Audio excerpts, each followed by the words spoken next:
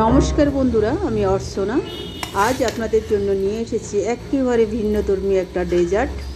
না আছে agar agar, না আছে জেলাটিন, না আছে জটিল কিছু। খেতে যেমন টক মিষ্টি, দেখতেও তেমন ঝলমলে। চলুন রেসিপিটা শুরু করি। আমি 3টা পাকা টসটসে আমকে ছটকে নিই। ছটকে নেওয়ার পরে যে পিউরিটা হয় সেটাকে আমি ছেলে নিই। ছেলে নেওয়ার পরে ওর মধ্যে আমি একে একে 3 কাপ চিনি দিয়ে দিই। মনে রাখবেন, যতটুক পিউরি নেবেন ততটুক চিনি বা মিষ্টি, যে কোনো মিষ্টি দিবেন। আমি এখানে 3 কাপ পিউরি নিয়েছি, তার মধ্যে 3 কাপ চিনি দিয়েছি। এভাবে নেড়ে নিয়ে আমি চুলার উপরে দিয়ে দিই। ভালো করে যখন ফুটে আসে, যাদের কাছে ফুড কালার আছে দিবেন, না হলে দিবেন না। হালকা হলুদ ছিটিয়ে দিই, 1 চিমটি পরিমাণ, বেশি দিবেন না, গন্ধ হয়ে যাবে। এর মধ্যে স্বাদমতো লবণ দিয়ে দিই।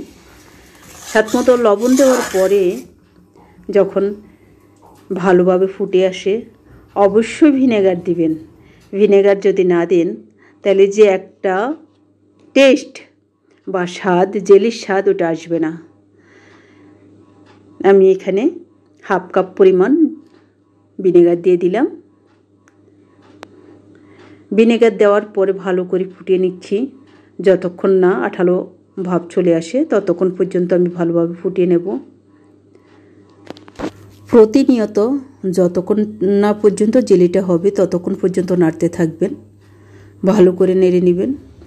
যখন একদম ঘন হয়ে আসে, এভাবে আঠালো ভাব চলে আসে, একদম আঠালো ভাব চলে আসে, এ পর্যায়ে আসলে জেলিটাকে চুলা থেকে নামিয়ে নেবেন। নামিয়ে নেওয়ার পরে এরকম একটা জারে বা জেলির কোটো, বেশিরভাগ কাঁচের জারে রাখলে বেশি ভালো হয়। আমার কাছে কাঁচের জার নেই, তাই আমি এমন একটা কোটোর মধ্যে রেখে দিলাম। ঠান্ডা হওয়ার পরে ঢাকনা দিয়ে দিবেন। ভালো করে ঢাকনা দিয়ে মেরে দিবেন। মেরে দেওয়ার পর ফ্রিজে 7-8 ঘন্টা বা 24 ঘন্টার জন্য রেখে দিবেন। দেখবেন পরদিন এত সুন্দর একটা জেলি উপহার দিবে, আপনি চিন্তা করতে পারবেন না। খুবই মজাদার, খুবই লোভনীয়। আপনি পাউরুটি বলেন, যে কোনো রুটি দিয়ে খেতে পারবেন মজা করে। খালি খালি পাউরুটি খেতে ভালো লাগে না। আমরা অনেক টাকা দিয়ে জ্যাম বাইরে থেকে কিনে খাই। আমি এটা ঘরোয়া পদ্ধতিতে দেখিয়েছি। আমি নিজের জন্য যেটা করেছি সেটাতে আমি জেলাটিন দিই, আগার আগার দিই। আমি যেহেতু ঘরোয়া পদ্ধতিতে এইভাবেও করা যায়। যদি আপনি যে পরিমাণ পিউরি নেবেন সেই পরিমাণ আপনাকে মিষ্টি দিতে হবে।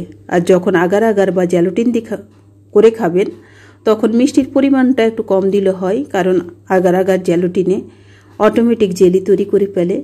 আর যদি শুধু চিনি এবং কোনো কিছুর পিউরি দিয়ে যদি আপনার জেলি তৈরি করতে হয়, অবশ্যই সমান সমান মাপের মিষ্টি ব্যবহার করবেন, না হলে আপনার যে জেলিটা সেটা হবে না। নর্মাল ফ্রিজে রেখে দীর্ঘদিন আপনি সংরক্ষণ করে খেতে পারবেন। যারা বেশি করে তৈরি করবেন অবশ্যই আলাদা আলাদা জারে করে তৈরি করবেন। কোনো জিনিস যখন বেশি ঘাটাঘুটা হয় সেটা কিন্তু নষ্ট হয়ে যায়। আপনি যতটুকু খাবেন একটা জারে ওভাবে তৈরি করে রাখবেন, যখন যেটা খাবেন সেটা খুলবেন, তাহলে আর নষ্ট হবে না। দেখুন তো কেমন টক মিষ্টি রঙিন ঝলমলে জেলি তৈরি হলো। খেতে একেবারে নরম আর ঠান্ডা, যা গরমে এনে দেবে এক অসাধারণ সতেজ স্বাদ।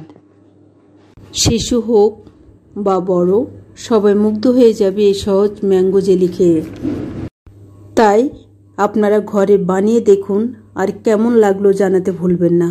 ভিডিও ভালো লাগলে লাইক, শেয়ার আর সাবস্ক্রাইব করে পাশে থাকবেন, কারণ আপনাদের ভালোবাসাই আমার সবচেয়ে বড় অনুপ্রেরণা। আমি অর্চনা, আপনারা দেখছেন অর্চনার দিনরাত্রি। আপনাদের সাথে দেখা হবে পরের ভিডিওতে, অন্য একটা এপিসোডে।